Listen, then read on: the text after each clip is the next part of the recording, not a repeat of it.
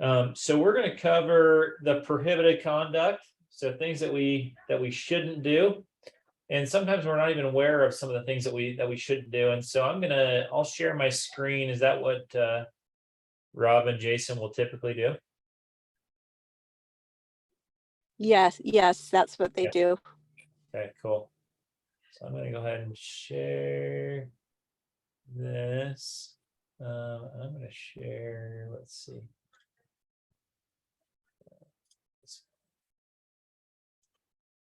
Okay, 1 second. Pull that in.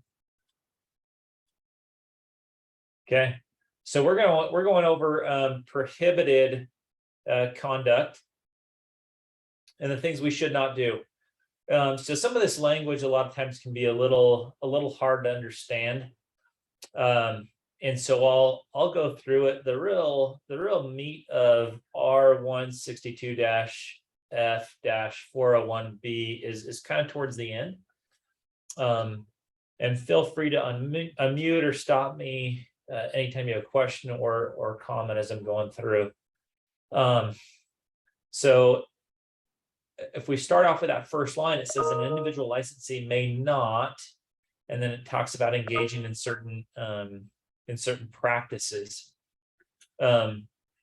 could jeopardize the public health, safety, or welfare of a person. And so that's really what, as we know, our main concern is when we're working with the public, right? We don't want to jeopardize health, safety, or welfare of our clients, and or a lot of times even the other side of the transaction. And so in order to do that, we need to be really aware of the things that we should not engage in. And that sometimes are even common practices of agents that are just oversights. The one thing that I like right here at the very beginning, as you can see at the bottom of of this section B, how many people use a document? Sorry, interrupt. I'm seeing your email. Okay, that's a Anybody problem. else seeing that? Okay, let's Yes, that's what I'm seeing too. okay, let's do this then. And can you tell us your name? Yeah, sorry, my name's Nick Manville. And let me pull up do this real quick. Yeah, so my name's Nick Manville. I am as I like to say, the newest, oldest broker with Everest. So just by introduction, I was here for approximately 10 years, from 2010, and then left the brokerage for a few years, and then just recently came back. So, any other questions for me before I continue on? Welcome back. Okay, thank you. Appreciate that. So does everybody see this now? They see the administrative rules? Yes. Okay, perfect. I'm going to try to figure out real quick. Actually, share this screen. That's what I want to do. Now you're seeing that picture. Now we're okay. We good now? I want it on this screen. It's easier for me. So do you guys see it on, did I switch screens? It looks Yeah, great. I can see it. Okay. All right, perfect. Okay, so prohibited content.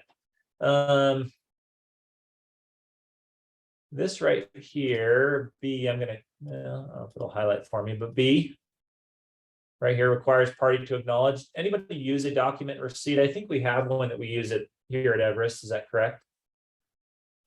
Or that we encourage agents to use?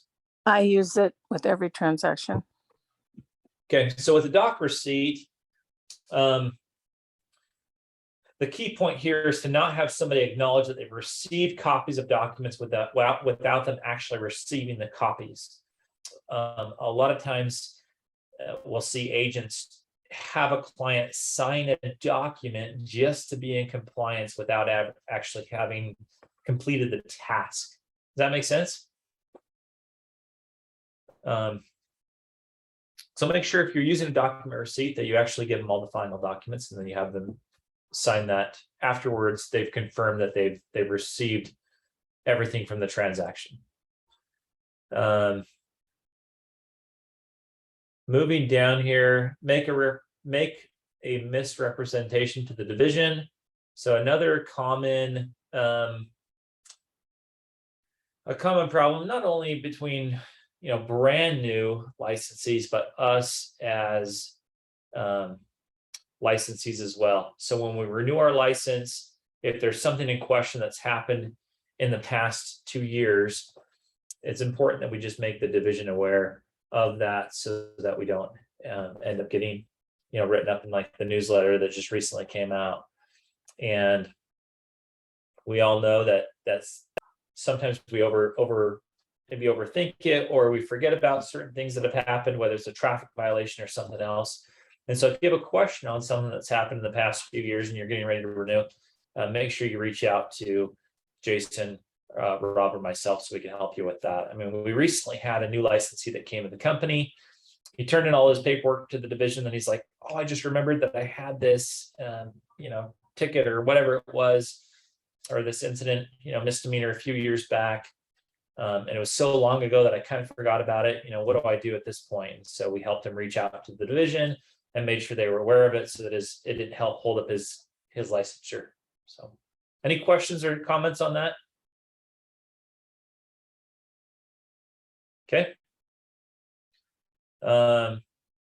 D talks a little bit more about that. So propose, prepare, or cause to prepare a document, agreement, settlement statement, or other device that licensee knows should not or does not reflect the true terms of the transaction. So again, right there, we're talking about double contracts, repair documents. There was a time period where there was a common practice here in the Salt Lake Valley that agents were doing this kind of repair memorandum. Anybody, I don't have everyone pulled up here, but does anybody remember doing that or seeing that on their transactions? So it was kind of it was probably 10 years or so ago. I think, Rebecca, you just unmuted. I don't know if you had a comment. No, I've been in the industry a long time, so yeah, Yeah. remember. So what that was, and what, I mean, I think it's important to bring it up. You get under contract, and this could be very relevant today now that we're in a market to where we can negotiate a little bit more. But let's say Rebecca's working with a buyer. She writes an offer on my listing, and buyer does the inspection, and there's a handful of different repairs that the buyer wants done. Okay. Common ones could be, carpet, or let's say electrical, or a handful of different things.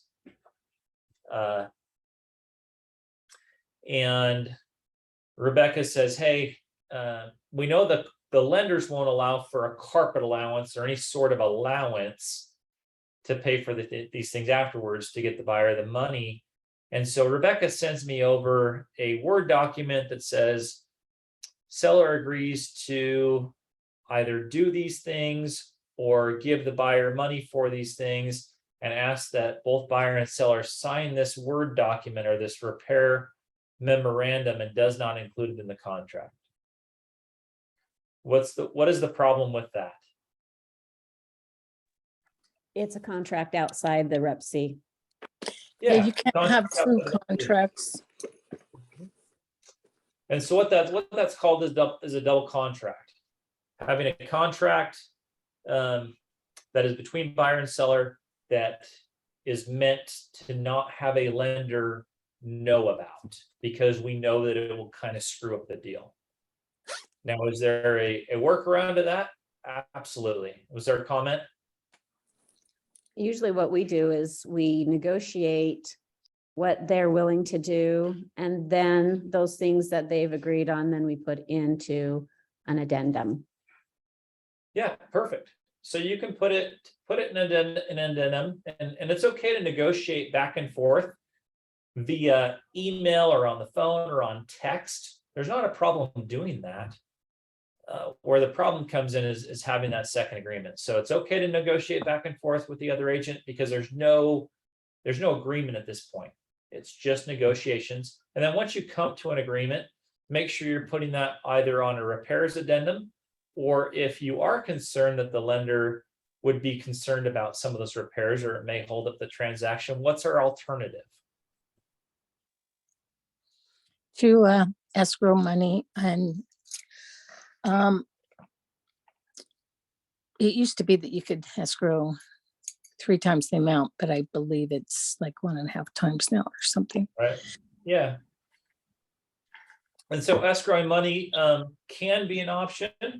And then, like Rebecca said, let's dig a little further and say, let's say it's more than 1 or 2 times or a certain number. Let's say the escrow doesn't work, or we know that the lender won't approve that because it used to work and now it's kind of iffy.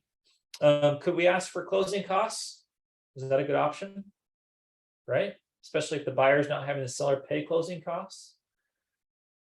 And I feel like that's probably a lot of times the best option is, let's say we've got all these repairs and all the repairs equate to, just for easy math, $5,000. Okay. If the repairs equal $5,000 and the seller's not paying buyer's closing costs, or the buyer is planning on bringing in that money, a lot of times it's simpler to just do an addendum or a closing cost addendum, asking the seller to pay $5,000 towards closing costs. And then now the buyer has an extra $5,000 when they close in their pocket that they can use to make those repairs. Repairs can make sense sometimes. In my opinion, a lot of times we can ask the seller to make repairs and then buyer moves in the home. Maybe they're not made to the buyer's standard, or maybe the buyer would have wanted it done a different way, or a different color carpet or paint or whatever else. And so my opinion, if it's possible, is it's always better to negotiate back and forth, come to a dollar amount, and then get the seller to pay that value in closing costs, and then the buyer can make those repairs afterwards. Now, there are times where maybe repairs need to be done before in order to close the loan, and we can do that on a repairs addendum. Any questions, thoughts, comments, violent reactions? Okay, thanks, guys. So let's see here. We're there on those E and F. G, place a sign for on real property without the consent of the property owner. I think that's pretty self-explanatory. Take a net listing. So a net listing, for those who may not know or understand what a net listing is, a net listing would be, again, for easy math,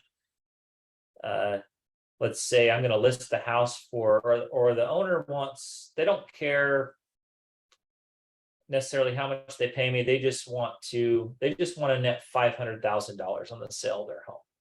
That's all they care about. And so a net listing would be, I'm not going to take the listing at 6%. I'm going to take it to a point where the seller is netting $500,000, and if I can sell it for $550,000, then I can make $50,000. Does that make sense? And so net listings are essentially illegal, or something that cannot do, and that hopefully we would catch here at the brokerage if that's something that you'd propose to a seller. So it's always got to be a percentage rather than a net amount. Sell listed properties other than through the listing brokerage. So everything has to run through the brokerage, including commissions.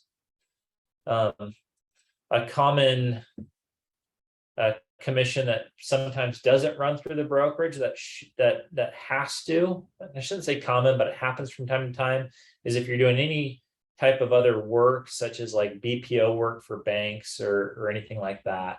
So commissions always have to be paid through the brokerage. Subject to principal to, so J, I'm on J, subject to principal to paying double commission without the principal's informed consent. So how do we subject somebody to paying double commission?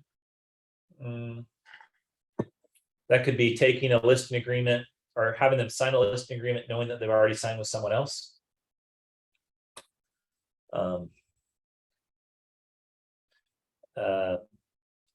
That would probably be really the only way.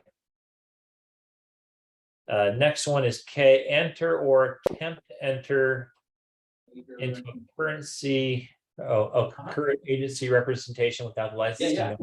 Go ahead. Or was there a comment? No? 3.5, just want to see if you knew of anyone that's kind of shot.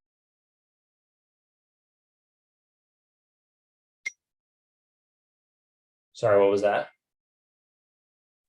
Someone just didn't have their mute button on. Oh, you're good. Okay. So taking that listing, subject principal paying double commission, enter or attempt to enter into a concurrent agency representation. So we kind of went over that. Like, we've got to make sure on K, we've got to make sure we're just really proactive when we're taking or a listing or talking to a client to make sure that they already don't have an existing contract or agency representation with another licensee. And a lot of times that's asking multiple questions. We know that sometimes buyers and sellers do intentionally lie to us, and sometimes they don't, because they don't know and they're not doing this every day. So I feel like it's really important to find out on a listing and or especially with a buyer, if they've been working with another agent, if they say they have or they haven't, finding out if they've signed something with another agent. If they had, do they know the time frame? Do they have a copy of it? I mean, we can go to that extent to just to dig as deep as we possibly can, so we're not subjecting them to paying out multiple commissions or us having problems as well when that transaction closes, and then a few days later the agent calls you and says, hey, you owe me a percentage of that. So has anyone had that happen before? I know unfortunately I have only once in my almost 20 years, but I mean, I've had it happen. So let's see, L, pay a finder's fee or give any valuable consideration to an unlicensed person or entity for referring a prospect, except that a licensee may give a gift value at $250 or less to an individual in appreciation for unsolicited referral of a prospect that results in a real estate transaction. So do we understand that we can't give a finder's fee to an unlicensed person for referring a prospect? That includes, mortgage lenders. I think that, and it names, lenders, mortgage brokers, appraisers, escrow agents, title services, so forth. Like, we cannot pay them for business.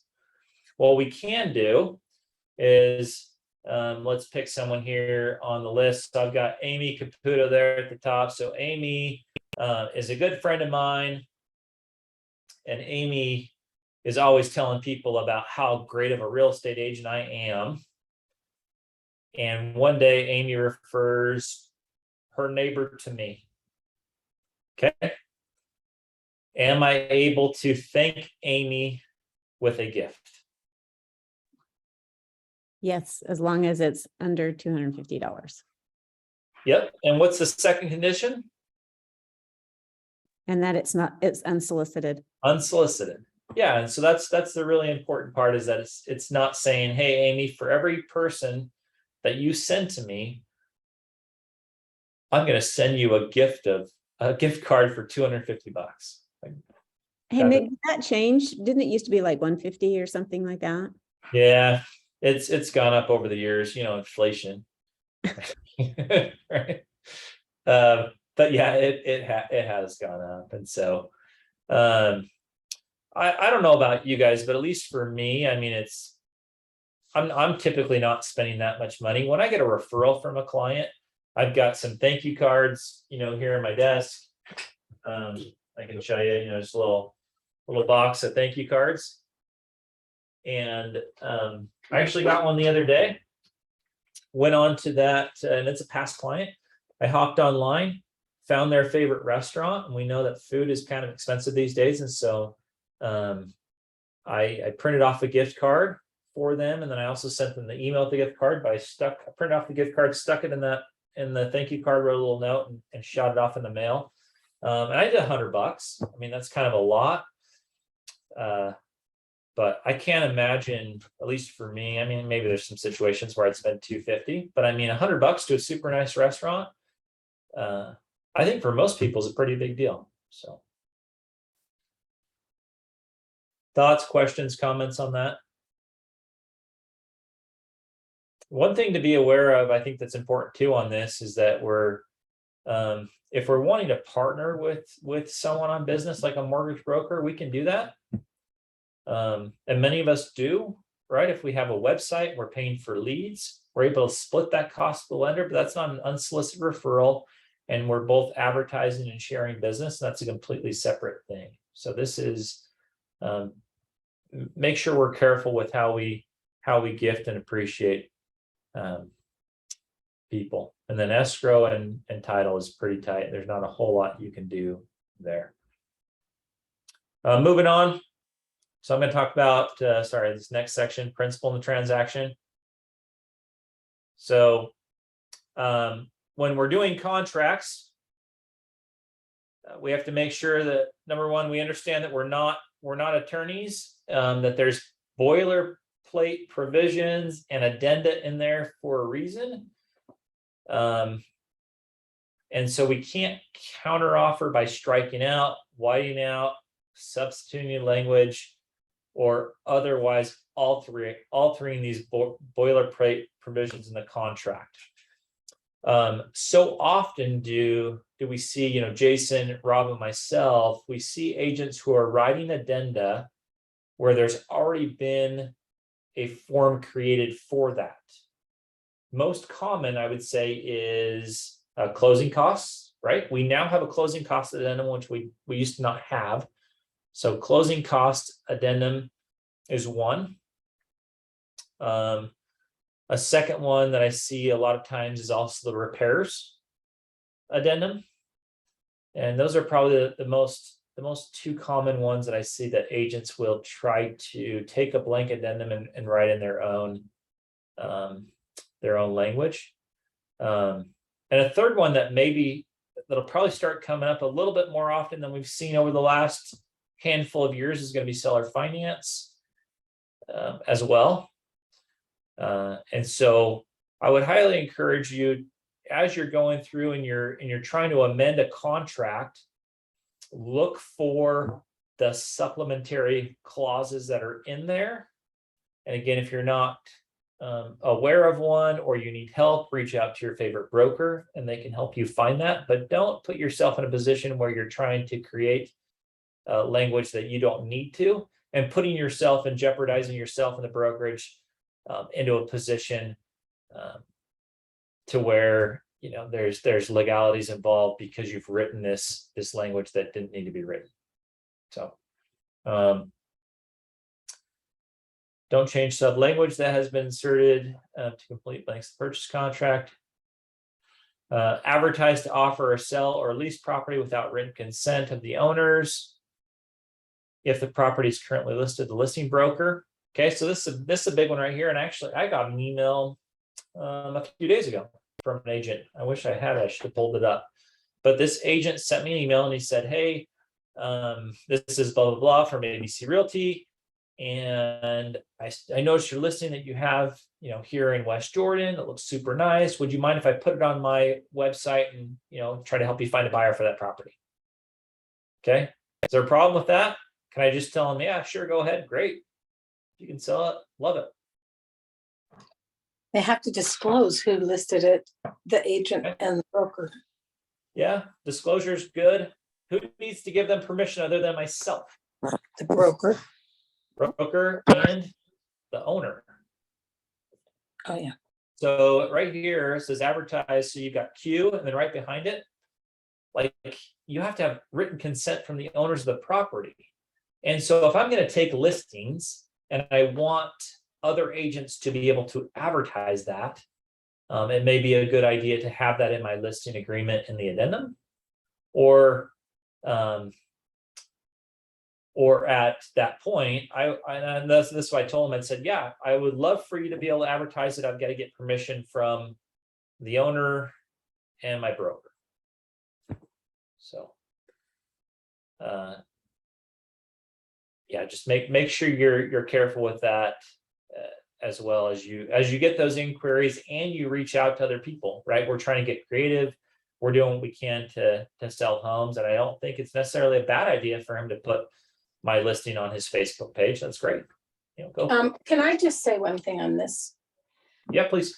At the same time, we've got another training going on by Ashton for social media. And I listened to that, and he barely brushed by this, and it's going to be a huge issue if he doesn't change. Like, I don't think he did say that they had to ask or something, but I pointed out, no, they've got to list the information. And so there's really three things here, and he's not covering them. And I think it's going to create problems for the companies. So a really good seminar. I don't want to, say anything negative, but I do think that you need to have the company make sure that in his presentation, he covered those three items. For sure. Yeah. No, I appreciate you Jason, bringing can I that ask, up. is that Ashton really part of our company? Because a lot of people will come in and say, hey, C21 family or whatever, and they're not even part of us. And so I didn't even know if that person was, because I got a text message from him also. I didn't go on and see that. And then here's the second part of my question is, because I see different agents doing, listing other things. Hey, if you'd like to, here's some properties in American Fork or whatever. If you'd like to Yeah. see anybody, any of these, please reach out to me, but they're not, of course, their listings. Right. Can you address that? Is that what we're talking about? Or are they Yeah, okay if it's an MLS and it goes directly to that person's, or whatever listing, so you can see it? I thought that was an okay thing to do, but I mean, I haven't done it, but can you talk to that point? Yeah, for sure. So where are you seeing, or where did you see that specific one at? I just saw it on a person on Facebook that had a number of different listings in a certain area that this agent, their area. And they said, please reach out to me if you'd like to see any of these homes. They didn't say it was their listing, but they didn't say whose it was. But, you could click, it was a link where you could click on it and get to that site, like the MLS, or, to see whose it was. Yeah, so it would be a division violation for sure. Okay. And the reason why is because you've got to, like, you don't want to deceive the public, and like you said, that's exactly what that agent had done in that instance, is they're deceiving the public, for them to think or maybe not even know that it's not his or her listing. And so again, actually, let me back up. I don't want to say that their intent was 100% to deceive. And I believe the division rule is it's got to be one click away from disclosing. So on Facebook, he or she could have had, hey, check these listings out when you click on it. And that link, if it had, courtesy of ABC Realty, But I think it's a gray area. See, I think that's what it was. You could click on it and it would actually take you to that listing. Okay. With brokerage and agent and all of that, but Right. I'm not sure. Yeah, and so the safe bet on that would be, number one, if that agent had permission from the listing broker and the listing broker has permission from the property owner, then the agent doing the advertising would say, hey, if you're interested in these properties, click here. Listing, courtesy of, ABC Realty. I believe that there's also a size requirement of the font, but I'm not sure. So Yeah, just- there is, just- but with Facebook, you can't really change font size. So as long as you put, listing courtesy of ABC Realty, you'd be fine. well, and you have to list the agent's name. It's true, isn't that true? The agent's name, the brokerage, and the font size is what I understood, Yeah. but Oh, yeah, for sure. Yeah, font I size. thought that was when we listed ours or when we're advertising, but the one click away that you're talking about, see, that's where I'm confused because I've heard the one click away thing. But then when we're advertising for, ourselves, we have to have the brokerage a certain size, the font, things like that. So I think we're almost maybe talking, I don't know, this is where I'd like clarification of two different things. Sure. Yeah, so with our they are two different things, but with our advertising, there are specific advertising rules, right?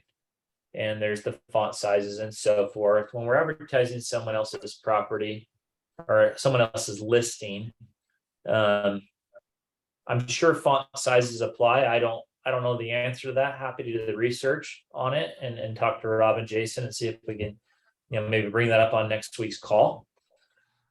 But what I do know is that according to the rules that we're looking at here, you have to have the property owner's permission, the listing broker's permission, and that it has to, and it doesn't say it on here, but you do have to disclose that it's courtesy of or listed by that certain brokerage. So I'll get some more clarification on that, and I'll try to hop on next week and cover that. Is that fair? Yeah, that's great. Thanks, Mick. Hey, can you address that other one to see, is that Ashton a part of our company? Are they doing those things as a part of our company? Or is that something where they're trying to just kind of make us think that they are to get us to sign up with them? Yeah, so I'm new enough not to know. I don't think it is. I'm like you. I saw the text or whatever, and I was kind of. So Yeah, I didn't think it was either, but I am not sure. yeah, I don't. Austin's from California, and I got the feeling, well, number one, he's been an agent for 4 years. Yeah. And he's been incredibly successful. He closed about 114 transactions. Like, Sure. I don't know if that was the first year or whatever, but he's got some really good ideas. But I felt he wasn't part of the company. And this is something that I don't think, well, I probably shouldn't even say this, but we get bombarded Right. with ads that Mhm. people have access to our information. And then Right. we get bombarded with people through the company that they've approved. And I think that that's great, but this guy wasn't screened. He has great information, but that was the thing I noticed in his presentation, and I'd bring it up. Yeah. And Yeah, for sure. I'll look into it, but yeah, it could have been, like I said, we all kind of got it, and I think it was maybe just a spam type. well, but no, I mean, he's sending texts through Century 21's stuff, so Okay. I think they should have Right. Know a little bit more good about. presentation. It's a good presentation. But that's the only area. And because of that, I thought, wow, I don't think he was screened, or maybe they listened to it and they told him and then he didn't, Sure. he was a good presenter. So anyway, I don't want to slam Yeah. him. I think it's better to fix this. Yeah, I'll look into it. Thank you for bringing it to my attention, Rebecca. No problem. Hey, Nick, I just had one question and I apologize if you already Please. answered it, but asking for the broker and owner's permission. Yeah. Did you say have that in an addendum like to begin with, or how would you recommend we have that permission? So like in my case, with that agent, I told him that I would ask my sellers. So I contact my sellers. They say, yeah, sure. We don't care if you post, the listing on Facebook. We want to get this thing sold. Perfect. So then I did an addendum to my listing agreement, and had my sellers sign it. Okay, And then I uploaded that into Dotloop, which then it went to Jason and Rob for them to approve it. So they signed the addendum. So I've got broker approval, I've got seller approval, and then I email that agent back and say, hey, yep, you're good to go. great. Thank you for sharing that. Yeah. And the thing about that, and with technology today and with Dotloop is so he sends me the email, I shoot my clients a text, they say, yep, we're good. I do the form in Dotloop, and it probably maybe took, I don't know, 20 minutes or so of my time. The reality is it may not ever result in the sale of my client's property, but I've protected myself. I've also shown my clients that I'm willing to do whatever I can to get the home sold. And now I've got another agent to where if I see him have a listing that I want to advertise, right, I've got someone who will throw me a bone and let me throw their house up on my Facebook. So there's a couple of things there that I think could benefit both parties by doing it, but make sure you do it right. Hey, Jason, can I speak to that too? And Yeah, please. I guess here's my question. Yeah. That I don't know if it gets so convoluted that I can see why some people do that. They want to find, some people who like the properties to go through. But if you're looking at, say 4 or 5 homes that aren't your listing, and you want to see if someone will contact you via social media, like if you're doing things on social media, but Right. for each one of those, if they have to go through their brokerage and then do, I guess I'm just wondering, is that what you have to do for everyone, or just maybe you just don't even do it? Because it seems like it would be so time consuming, where I think some people are just, here are some listings.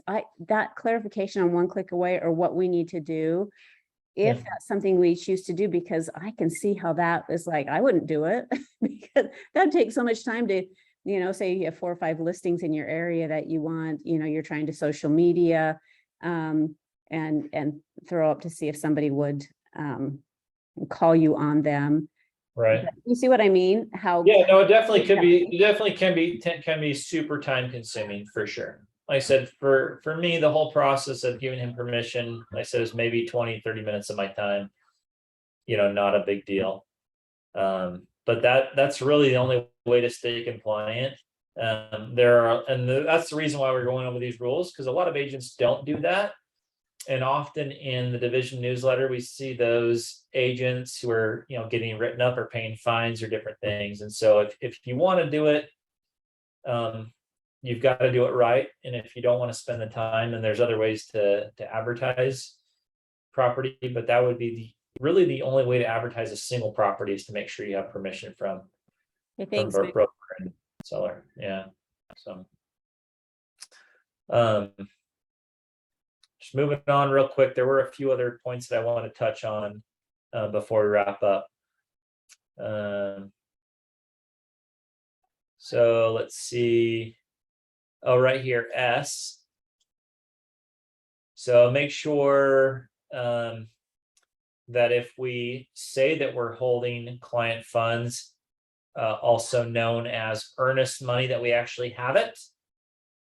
Okay, so that happens probably more often than it should, to where we tell the other agent, yeah, I've got the earnest money, and we never collect it or never have it.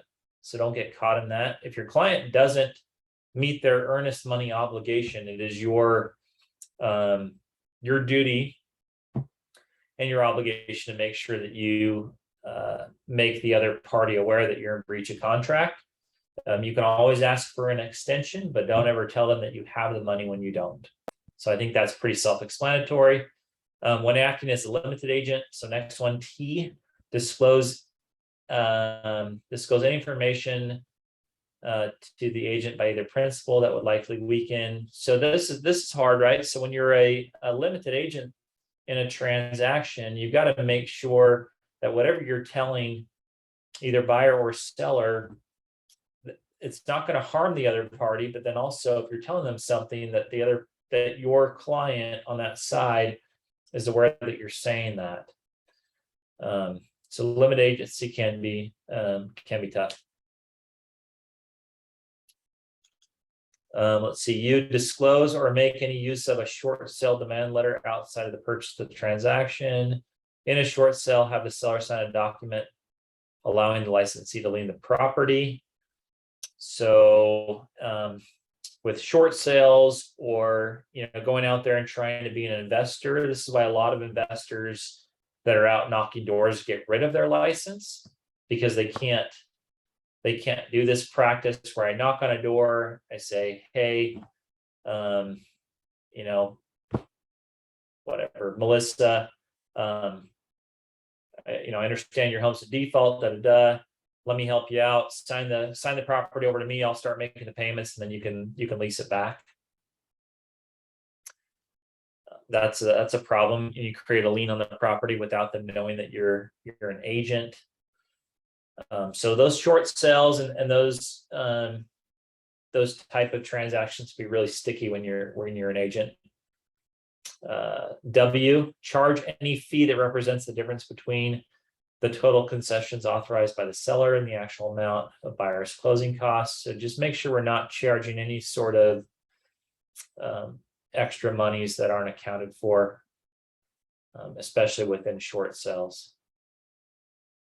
And so let's see, the last one, the division may not bring any action. So it says the division may not bring any action for enforcement of either any of these after expiration of 4 years following the occurrence of the violation. So if you get away with it for 4 years, you're good. It's a good way to end, right?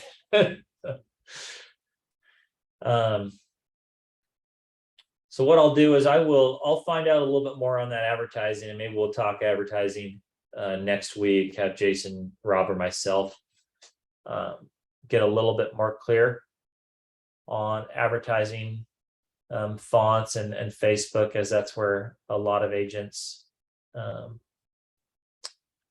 do advertise property. Any other thoughts, questions, or comments before we wrap up?